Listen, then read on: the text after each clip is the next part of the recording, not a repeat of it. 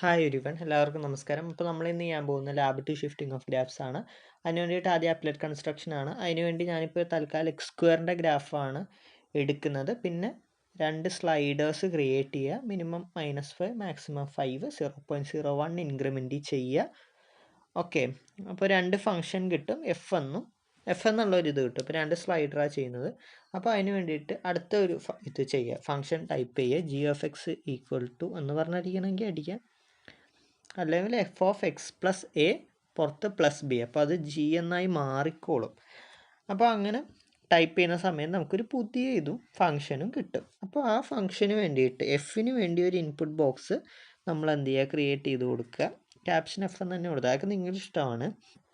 അതിനുശേഷം എയിനെ 0-ലും ബിയിനെ 4-ലും വെക്കുക. ഓക്കെ, അപ്പോൾ അതെന്തായാലും ഒന്ന് വയ്ക്കുക. ഓക്കെ, എയിനെ 0-ലും ബിയിനെ 4-ലും. ഓക്കെ, ഇത് കമ്പ്യൂട്ടറിലായതുകൊണ്ട് കുറച്ച് സ്ഥലം ഉണ്ടാകും. ഫോൺ കുറച്ച് കൺസ്ട്രക്റ്റഡ് ആയതുകൊണ്ടാണ് അതൊക്കെ നീക്കാനും അറേഞ്ച് ചെയ്യാനുള്ളൊരു ബുദ്ധിമുട്ടൊക്കെ വരുന്നത്. ഓക്കെ, അപ്പോൾ അങ്ങനെ ഫിക്സ് ചെയ്ത ശേഷം f(x)ൻ്റെയും g(x)ൻ്റെയും ഗ്രാഫുകളെ കമ്പയർ ചെയ്യുക. അതായത് അവരെത്ര യൂണിറ്റ്, f(x)നേക്കാൾ എത്ര യൂണിറ്റ് മുകളിലാണ് g(x), അതാണ് കമ്പയർ ചെയ്യുക എന്നുള്ളത്. അതായത് അവരൊന്ന് താരതമ്യപ്പെടുത്തുക, അവർ തമ്മിൽ എന്താണ് വ്യത്യാസമെന്ന് കമ്പയർ ചെയ്ത ശേഷം g(x)ൻ്റെ ഡൊമൈനും റേഞ്ചും, അതായത് g(x)ന് കവർ ചെയ്യാൻ പറ്റുന്ന x ആക്സിസിലെയും y ആക്സിസിലെയും വാല്യൂസ് എടുത്തെഴുതുക. x ആക്സിസിൽ പറ്റുന്ന ഡൊമൈൻ, y ആക്സിസിൽ പറ്റുന്നത് റേഞ്ച്. ഓക്കെ, അപ്പോൾ അതിന് ശേഷം പറയുന്നൊരു ആക്ടിവിറ്റി എന്ന് പറയുന്നത് x² - 6x + 10 എന്നുള്ള ഗ്രാഫ് വരയ്ക്കുക. എന്നിട്ട് g(x)ൻ്റെ ഗ്രാഫ് ഇതുമായിട്ട് കോയിൻസൈഡ് ചെയ്യുന്ന a ആൻഡ് bയുടെ വാല്യൂസ് എഴുതാൻ വേണ്ടിയിട്ട് പറയുന്നുണ്ട്. ഓക്കെ, നമ്മൾ അത് അഡ്ജസ്റ്റ് ചെയ്ത് നോക്കുക. അതിന് ആദ്യം ഇപ്പോൾ പറഞ്ഞ ആക്ടിവിറ്റി ഒന്ന് അഡ്ജസ്റ്റ് ചെയ്ത് നോക്കുക. ഇതിപ്പോൾ അറിയാമല്ലോ, 0.01 ഇൻക്രിമെൻ്റ് ആയതിൻ്റെ അങ്ങനെയൊക്കെ ഉണ്ട്. ഫോൺ ചെറുതായതിൻ്റെയാണ് മെയിൻലി പ്രശ്നം. ഓക്കെ, അപ്പോൾ അത് അതിനനുസരിച്ച് മാറ്റി കൊടുക്കുക.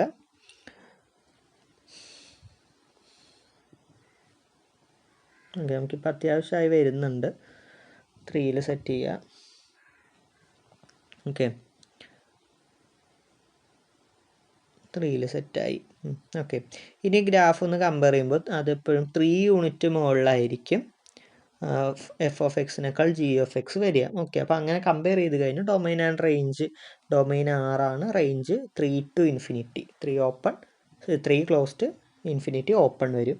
പിന്നെ x² - 6x + 10ൻ്റെ ഗ്രാഫ് വരയ്ക്കുക. അത് g(x) മാറ്റുക, a ആൻഡ് b മാറ്റി g(x)നെ ആ h(x)ആയിട്ട് അവർ ഒരുമിക്കുന്ന ആ വാല്യൂസ്, a ആൻഡ് ബിയുടെ വാല്യൂസ് എഴുതാൻ വേണ്ടിയിട്ടാണ് പറയുക. നമുക്ക് പ്രത്യേകം ശ്രദ്ധിക്കുക, നമുക്ക് എപ്പോഴും മിക്കവാറും ഇതിൻ്റെ ആൻസേഴ്സ് ഒരു പെർഫെക്റ്റ് പോസിറ്റീവ് ഇൻറ്റിജറിലായിരിക്കും കിട്ടുക.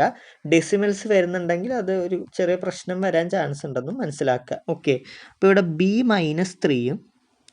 a - 3യും b 1 ആകുമ്പോഴാണ് ഇവർ കോയിൻസൈഡ് ചെയ്യുക. ഓക്കെ, അപ്പോൾ ആ കാര്യം എഴുതുക.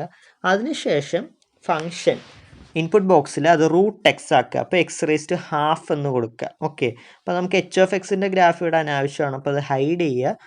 ഓക്കെ, എന്നിട്ട് പറയുന്ന കാര്യം എന്താണെന്ന് വെച്ച് കഴിഞ്ഞാൽ a ആൻഡ് ബിയുടെ വാല്യൂ ഫിക്സ് ചെയ്യാൻ വേണ്ടിയിട്ടാണ്. ഡൊമൈൻ 2 to infinity ആവുക, റേഞ്ച് 1 to infinity ആവുക എന്നുള്ളതാണ്. ഓക്കെ, അപ്പോൾ നമുക്ക് ഡൊമൈൻ 2 മുതൽ അങ്ങോട്ട് റൈറ്റിലേക്ക് x ആക്സിസിൽ പോകണം, ഹൈറ്റ് 1 to infinity പോകണം. അപ്പോൾ ആ രീതിക്ക് ഇതൊന്ന് അറേഞ്ച് ചെയ്ത് കൊടുക്കുക.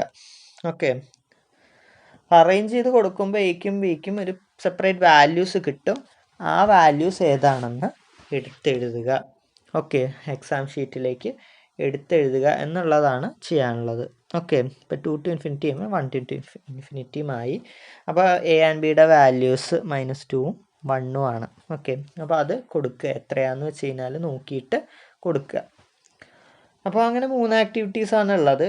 ഇവിടം കൊണ്ട് തന്നെ നമുക്ക് 8 മാർക്കാവും. പിന്നെ ലാസ്റ്റത്തെ 2 മാർക്കിൻ്റെ ആക്ടിവിറ്റി. അപ്പോൾ അതിനുവേണ്ടി mod(x + 2) എന്നുള്ള ഫംഗ്ഷൻ വരയ്ക്കുക.